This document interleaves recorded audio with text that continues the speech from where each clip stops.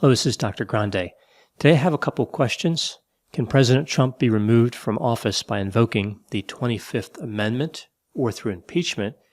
And does his mental state qualify him as impaired? Just a reminder, I'm not diagnosing anybody in this video, only speculating about what could be happening in a situation like this. If you enjoyed this video, please like it, subscribe to my channel, and consider supporting me on Patreon. I'll put the link to Patreon in the description for this video. First, I'll look at the 25th Amendment, because that is something that can be enacted quite quickly, and then I'll look at the slow-moving impeachment process. The 25th Amendment to the United States Constitution has 4 sections. The one that will be relevant to this case is the last one, Section 4. This section describes a process that has a few different stages.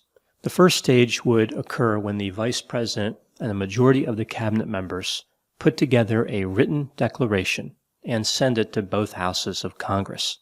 This declaration would say that the President is unable to discharge the powers and duties of his office. When this written declaration is sent over, the Vice President becomes the acting President. It's really that fast. So really, the first stage is simple. After this, it gets a little bit more complex. The President can object to this written declaration, and one could imagine that in this situation, that is what would probably occur. He can say something like, "No, I am able to discharge the duties. This declaration was made for political reasons. It's simply not true," or whatever, any type of objection. At this point, the Vice President and that majority of the cabinet members have 4 days to send over basically the same declaration to both houses of Congress. After this is done, Congress has to vote within 21 days or within 21 days of when they are required to assemble. There has to be a 2/3 majority in the House and in the Senate in order to remove the President. As we can see in this current situation, the 25th Amendment would be convenient because it's fast, and it wouldn't really matter if Congress voted or not because Trump's time in office will be up before they would be required to vote. The difficulty here really comes down to human behavior. This plan requires the Vice President to be on board. Mike Pence has been loyal to Trump for quite some time, and this is understandable given that he is the Vice President under Trump.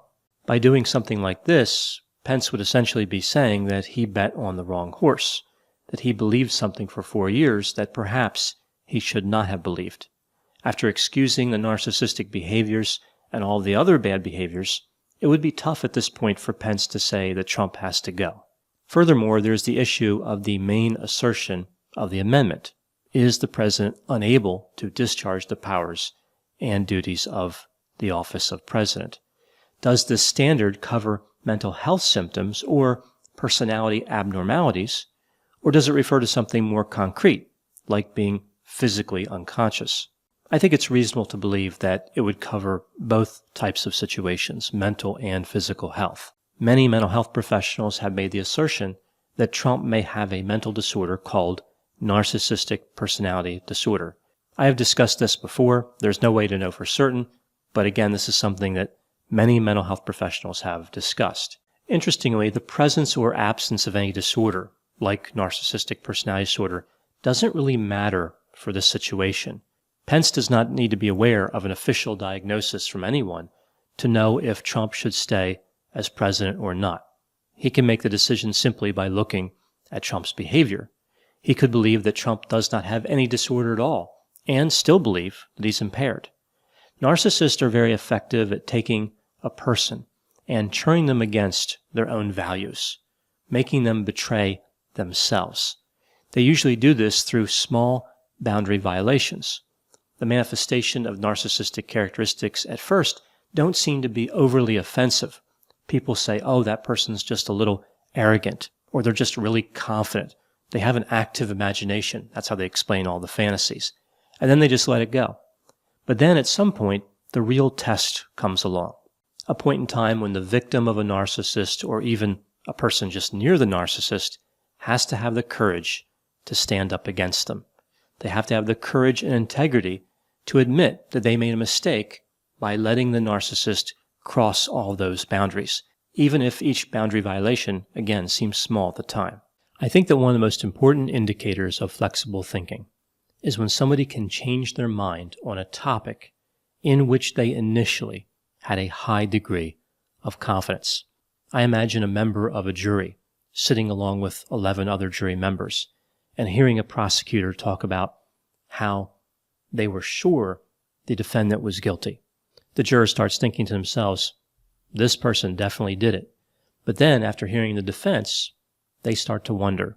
They're willing to question their original opinion.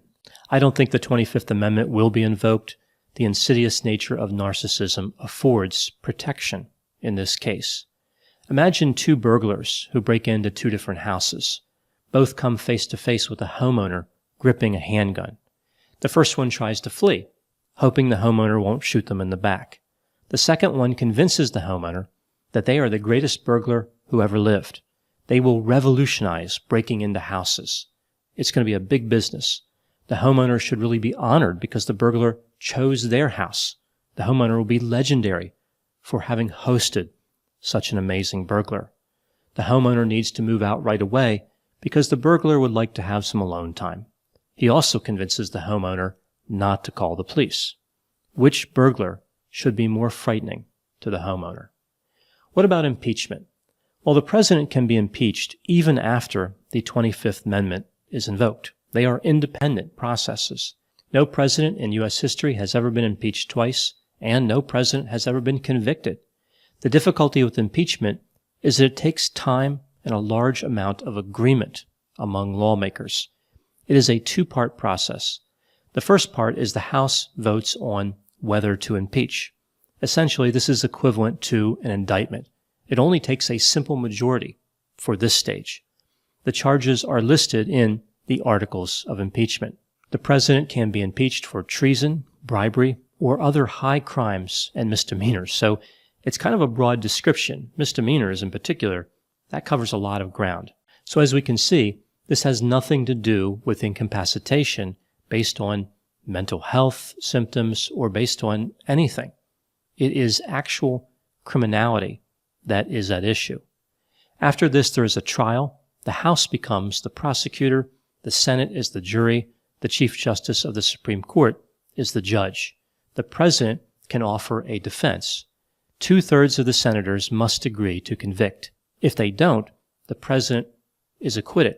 So this is much different than a traditional criminal trial where the jury would have to unanimously vote guilty or not guilty. Based on the math we are looking at now, 17 Republicans would have to join all of the Democrats in order to get a conviction.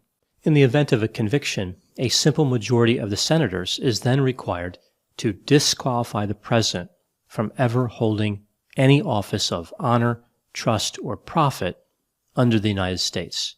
So he could never hold political office again. Technically, even though the time constraints are pronounced in this case, there is enough time to impeach Trump, and it appears that even after his term is over, he can still be impeached. So there are options here in this situation. Considering both the 25th Amendment and impeachment processes, the question becomes, why bother? At the time making this video, Trump will be out of office anyway in about a week and a half. The answer is this: to stop him from doing damage and increase the chances of a peaceful and normal 2024 presidential election. It seems likely that Trump will try to run again at that time. This would potentially be bad for both Democrats and Republicans. The analogy here is you have two boxers in a ring. They want to prove who should be champion. They want to strike each other with their hands. You look at the boxers and you say to them, look, I have this rattlesnake I can throw in the ring with you. It might bite one of you. It might bite both of you. It might just sit there and watch you box. Do you want me to throw in the rattlesnake? If both boxers are really all about trying to showcase their skill and prove that they are the best, neither will want the rattlesnake. It's an X factor. It's not something that they want to confound the situation. It's only going to lead to confusion and throw them off of their strategies. If the boxers had an opportunity right before the fight to guarantee a rattlesnake-free adventure, they would probably agree to make that happen. As I mentioned in the video not long ago, it bothers me so much that topics get politicized. If a person is opposed to Trump being the president, it may be because they're opposed to his policies. It may be that they don't like him. It may be that he's a Republican and that person happens to be a Democrat. Or it could be that Trump is no longer fit to be president, he's a narcissist, or both. Right? So there are a few possibilities. I imagine two neighbors who both have sports cars. Perhaps these cars are comparable. The neighbors are highly competitive. Let's call them Fred and Michael. The pair is at the racetrack with their cars, and Fred says to Michael, "I think that your vehicle may be leaking oil." Michael responds by saying, "Oh, you're just saying that because you're jealous of my car. You don't want me to race you today. Don't worry, my car is just fine." As Michael is walking back to his vehicle, does he stop just for a moment and take a peek under the car just to make sure, or is he so confident that his neighbor has an ulterior motive, he doesn't bother to investigate? The functioning of the Constitution depends on people making good decisions. It depends on common sense. It was created with an awareness of how people can get politicized, but also with an assumption that logic and reason would prevail. Those are my thoughts on the 25th Amendment and the impeachment process in the case of Donald Trump. Please put any opinions and thoughts in the comment section. They always generate an interesting dialogue. As always, I hope you found my analysis of this topic to be interesting. Thanks for watching.